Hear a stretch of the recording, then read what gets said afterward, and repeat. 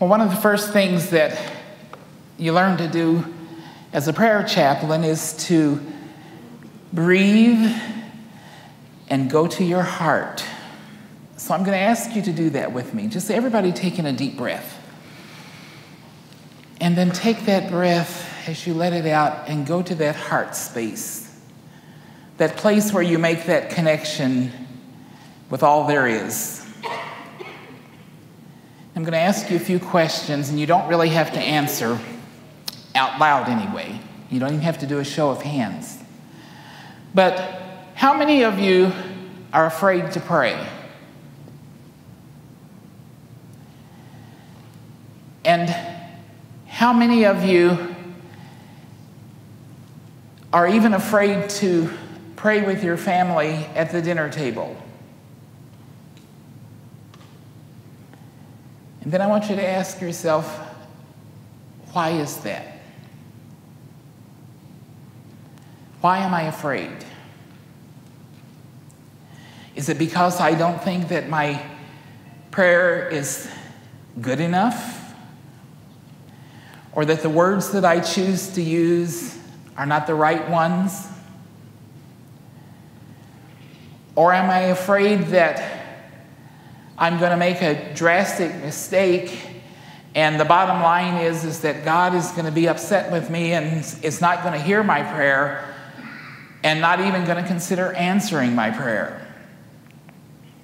Well, all of those things are possibilities that go through our minds, and I know that they certainly went through mine before I learned how to pray. At least I think I know how. Because you see, every time you pray, your prayer is different.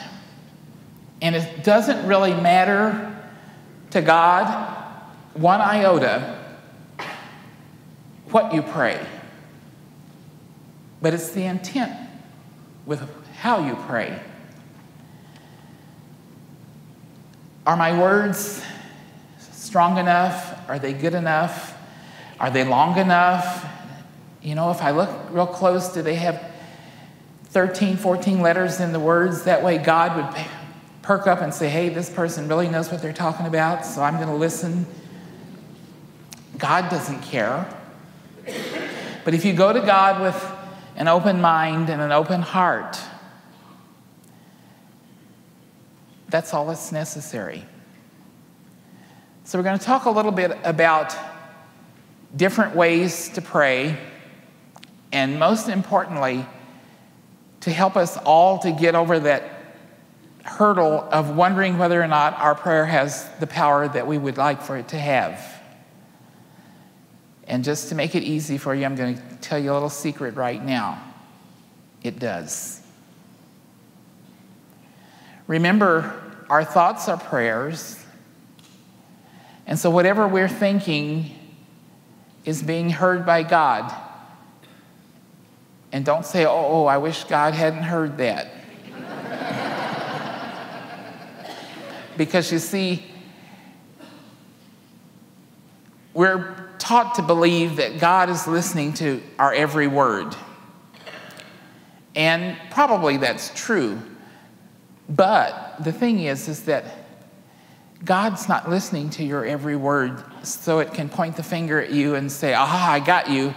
I'm going to talk to Santa Claus and have him write that down and check it twice. God is interested in whether or not you have the ability to affirm that which you would like for yourself. Because God's job is to give you exactly what you desire for yourself, and wants to do that, is ready, willing, and able right now, all the time, to give you exactly what you asked for. Now remember that old thing about being careful what you ask for. Because you see, God doesn't really know how to say no.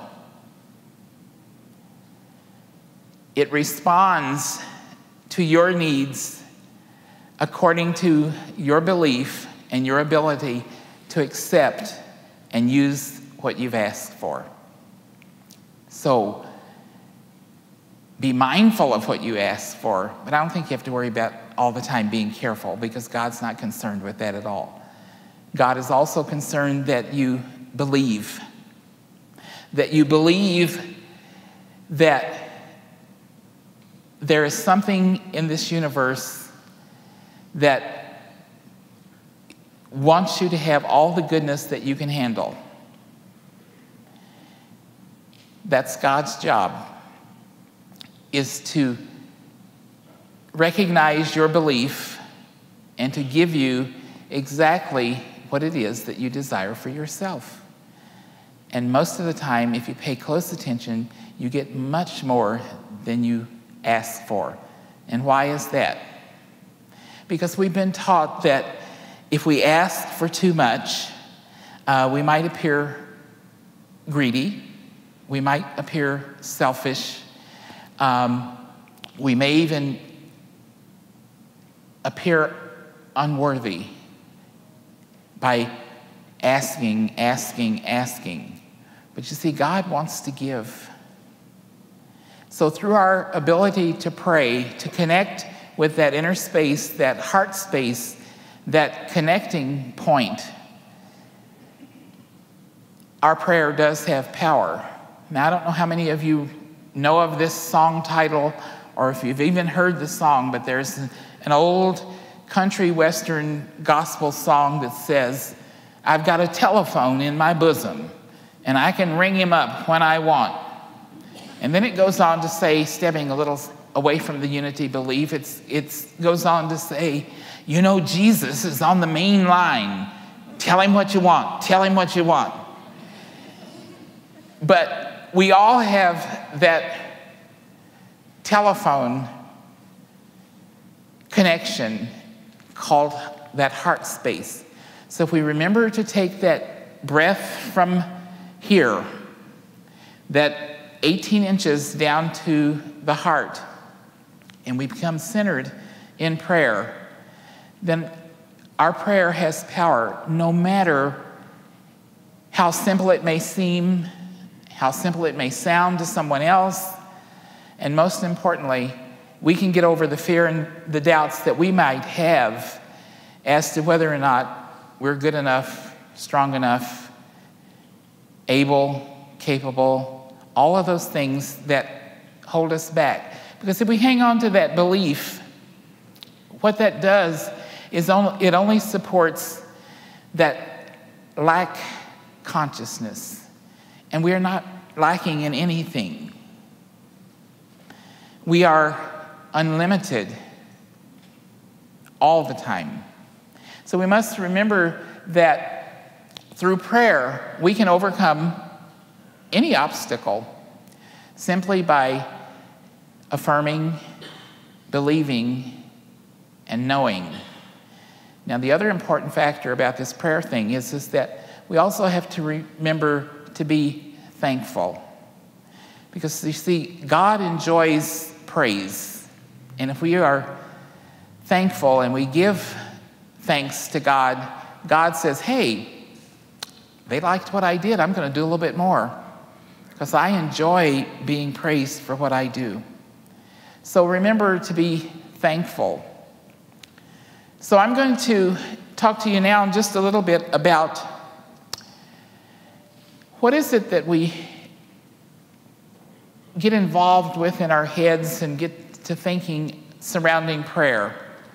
And I think that probably one of the biggest mistakes that we make surrounding our connection with prayer is that we treat it as something very, very special, and it is, but it's really